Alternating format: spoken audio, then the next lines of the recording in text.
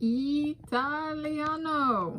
Term of the day for today, Friday, 6 September 2024 is Andare pensione, which translates as retire in English. And I was in honor of, I've decided to proclaim today, Friday, 6 September 2024, Mr. David Beckham Day.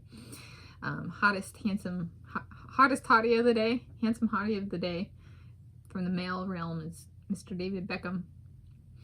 And so I was like, this is kind of, he's approximately 16 years my senior. He's uber attractive. Okay, and so I was like, retire is a term that in sports gets introduced even before a person hits their, so I'm in my early 30s and he's in his late 40s.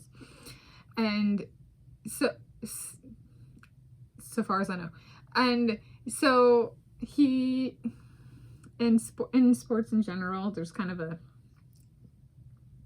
not all people bring up retirement because there are competitions that go later. There are sports where youthfulness is not necessarily necessary. And then there's some where it's kind of like, well, if somebody's competing in water, they don't necessarily, couldn't they actually get better with age?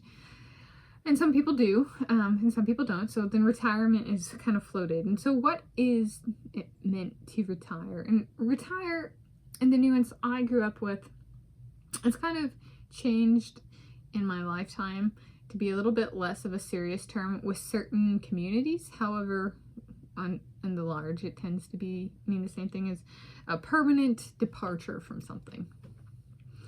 And I would say there's quitting something, and retire is like the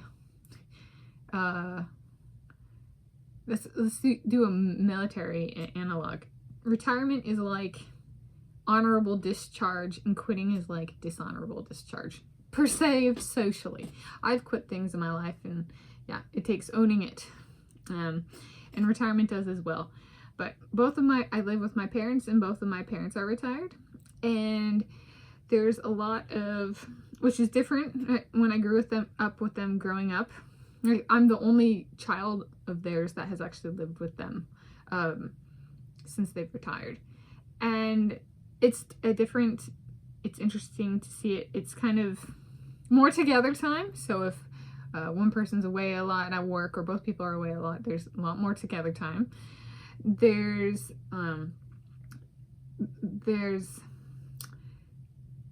more attention to kind of the place where one lives in a sustained manner, and it's kind of what the person makes it out to be. There's time to go after projects one might not have gone pre-retirement while in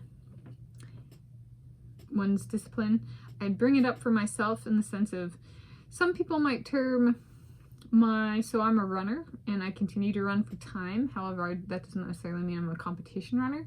So I've been running for over 18 years, but in terms of competition running, that was, let's see, the last time I did that was 2007, March and April.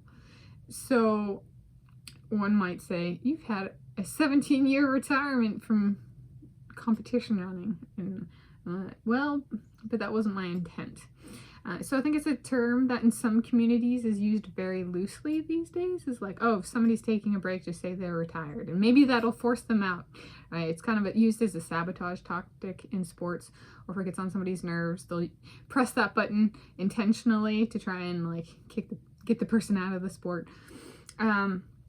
Which it might be true outside of sports as well. But that's just one I've observed over the past few years. It's a common sabotage tactic, especially from the American community. But yeah, so it's essentially a break. An intended permanent departure is the nuance that I grew up with, and is true for my family, even if it's not true for all. However, some people come out of retirement, I guess is what I'm trying to say. Is it's not, even if it's intended permanent, it doesn't mean it necessarily stays permanent. So that's a little bit on the person themselves. if they say they're going to retire and they mean it forever, and then they come out of retirement and then they compete again and then they retire again, right? Then it might start to hurt that person's reputation in a non-positive way, for not getting the framing right in the first place, kind of thing. So there we go. Andare in pensione, Italian term of the day for today, 6 September 2024, which translates to English as retire.